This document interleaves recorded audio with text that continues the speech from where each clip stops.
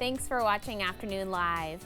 Many people who participate in Dry January may not take the time to reflect on their month of sobriety before falling back into old habits. Here with advice on how to assess the experience and what to think about moving forward, we welcome back recovery expert and author of Chaos to Clarity, Marci Hopkins. It's great to see you. Oh, it's so great to be here. Thanks for having me. Of course. Well, I think Dry January is such a nice time to take a break and check in, but I also hear people going, I am really trudging through and I can't wait for it to be over, right? Yes, that does happen. I mean, they don't know any other way. So what are some better ways we can kind of take stock of the experience and maybe learn something from it? Well, I would first of all say, really reflect on how you have felt physically, mentally, emotionally. Think about your mood. How are you responding to life? Your energy level. Like I know for me, I haven't drank for almost 10 years. I am so motivated to get up and start my day. And think about if you're sleeping better, most times our sleep patterns get so much better. So just think about the positive shifts in your life, the relationships, how you are speaking with other people, the clarity you have in your workplace.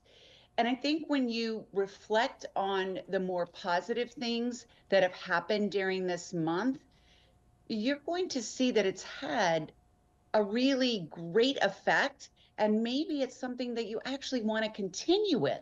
We just need to learn how to make those changes because it's easy to fall back on our old habits. Yeah, change is hard, right? No matter what it really is or what it looks like. So are there ways to kind of take that forward with us into the rest of this year? I mean, checking in with yourself is the first step, right? Because you really do feel a lot better when you take a break from alcohol.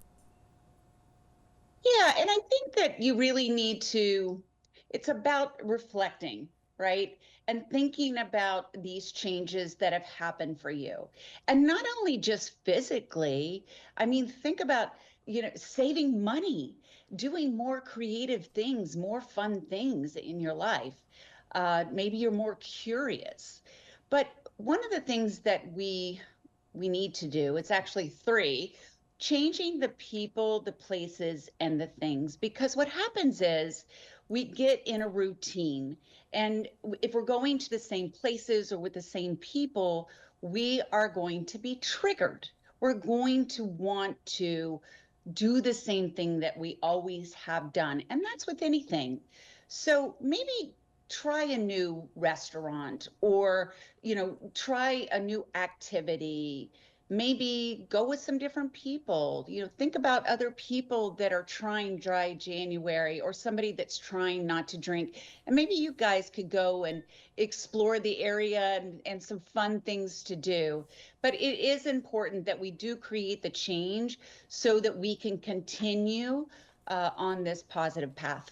Yeah, I love that. And how about just, having some honest conversations maybe with your friends and loved ones if this is something that you're thinking about pursuing, that a lot of people do want to support us. They're not totally sure where we are because they can't read our minds. Well, there's that. And then there is a lot of peer pressure. So just really protecting your boundaries and the choices that you're making that are best for yourself. And just if somebody doesn't understand that, then maybe just revisiting your friendship with that person. Because if somebody is a good uh, friend or family member, they're going to support you in the choices that you're making. Do you have any advice for people who are thinking, I wanted to do Dry January, I made it through, but it was really tough and I just want to leave it behind? What kind of would you offer to them that mindset can be really tough? Well, it is really tough, but maybe go back and think about why did you do it? It was alcohol negatively impacting your life in some way. And I know that it can be hard, right? But there's a reason that maybe you chose to do Dry January. And think about it. Do I have more motivation? Is my energy level better? Am I thinking clearer? Are there positive things that are happening in my life? Are people enjoying my company better? Am I enjoying other people's company? Maybe I'm not reacting as much.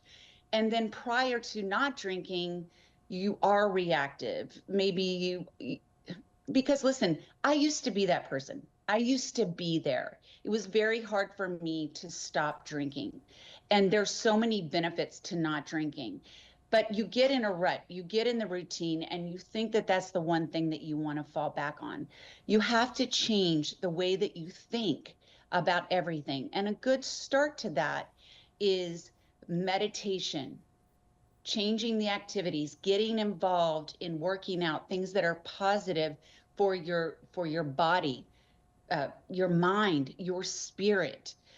So there's a lot of things that I share in my book, Chaos to Clarity. I have a whole toolbox in there of ways that you can change and shift your thinking, because there's activities that we can do, whether it's a gratitude practice, and little tools like change move a muscle, change a thought, because we can only think about one thing at one time. So maybe you're thinking, oh, I'd like to have that glass of wine right now, because that's what you're used to doing at 5 o'clock.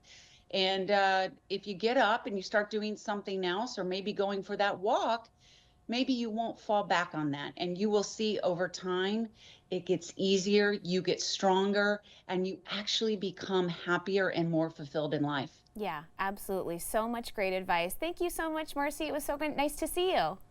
Thank you so much for having me. All right, Marci's book again is Chaos to Clarity. We'll have more information on our website at katu.com. We'll be right back with more Afternoon Live right after this.